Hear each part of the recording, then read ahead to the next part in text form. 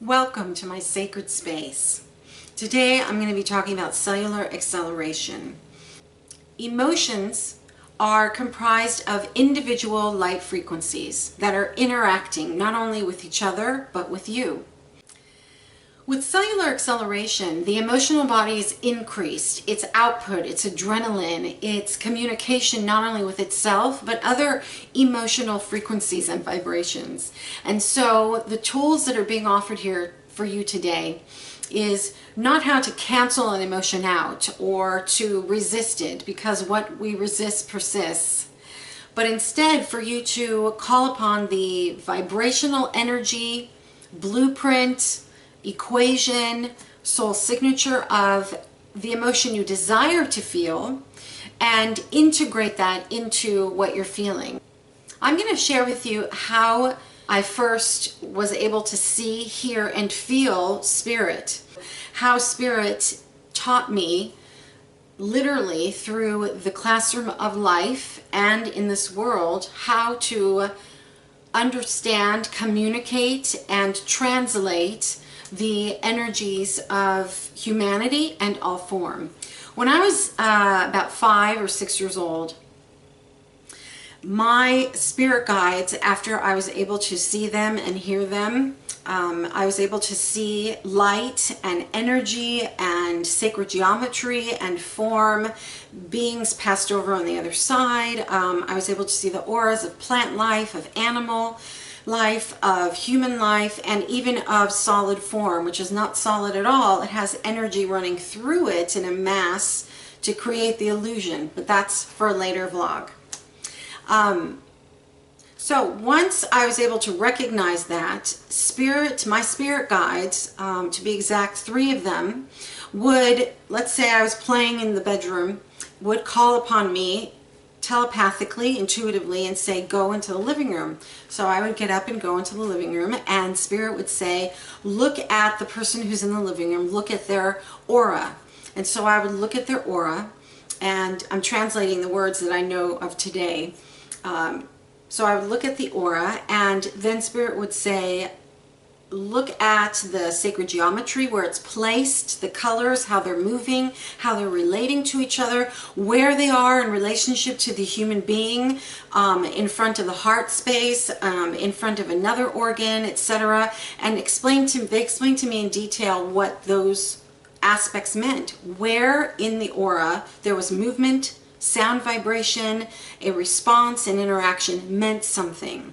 And so then spirit would say, now they're going to change their mind, watch the aura. And so I would see it, and as a young child I would just be staring at it, and then spirit would say, do you recognize the change in the aura? Well, everything changed. When the human that I was watching changed their mind, the entire aura shifted in response and energetically represented the shifting thought, let's put it that way.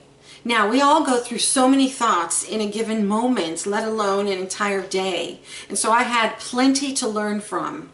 And how an animal being or a human being or even plant life communicates energetically is different as well. And so my entire environment was utilized. And I learned literally every day. It was an opportunity to gain a greater access to the trust within that language, that divine language, and understand it.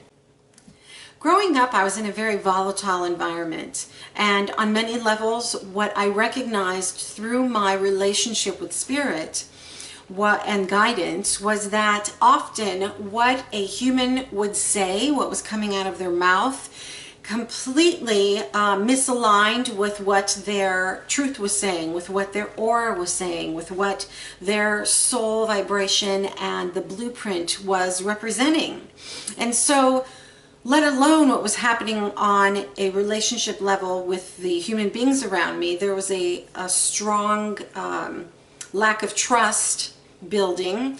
But with that came an even stronger trust in my spiritual guidance in my telepathic alignment, and in my heart's knowing, in the heart language, that I could definitely trust and depend on Spirit's guidance, where on a human level I certainly could not. And so Spirit taught me how to see energy. I'm going to share a funny experience with you. When I was about, well, same age range, we would carry our clothes to the garage where we would throw them in a basket for laundry.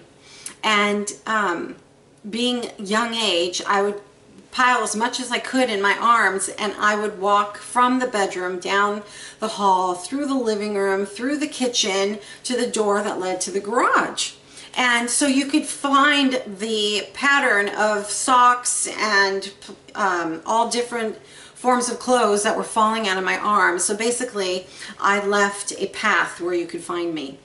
And one day, I opened the garage door, and I dropped all the clothes, because literally standing before me in the black garage, because black meaning dark, I hadn't turned the light on, was a being that was hovering above the ground and below the ceiling. He was an elderly being. He was balding, gray hair. He had a very old, tattered tweed suit on, including a vest, and he had thick black chains from his wrists attached to his waist, and then from his waist to his feet.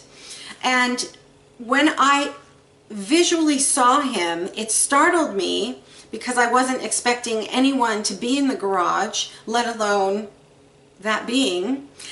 But what was fascinating now, as I'm older, is that the being himself was startled by me, seeing him, seeing me, and vice versa.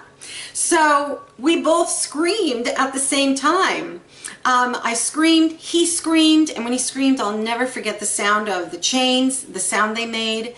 And he was greatly startled. His eyes were really big, you know, in the expression of surprise, not really fear, but surprise. And I, being me, said, "I'm sorry," and had dropped all the clothes already and just closed the door. And then I stood on the other side of the kitchen door, and I thought, well, I guess everyone knows about the man that lives in the garage. Oh, very important point. He had no color. He was black and white, meaning his suit and everything about him was gray or white and black. So there was no color to him. And so I did think to myself, I guess everybody knows about the black and white man who lives in the garage, and another thing we just don't talk about. And then I went along my way picking up the clothes. In watching the videos that I posted of me in the past, I noticed imperfections. And in the thought and process of imperfections, and in the divine dialogue with my spirit council about imperfections, there was the contemplation and consciousness of how each imperfection in every human being is part of your soul signature. It's part of and proof that your uniqueness survives. And I moved into a place of such deep love and appreciation, not only for my own imperfections, but for imperfections in general. And I invite you to celebrate your imperfections, because they are part of who you are with reason and purpose. And I thank you for joining me in this journey as I embrace all my imperfections and we stand together in love. Blessings.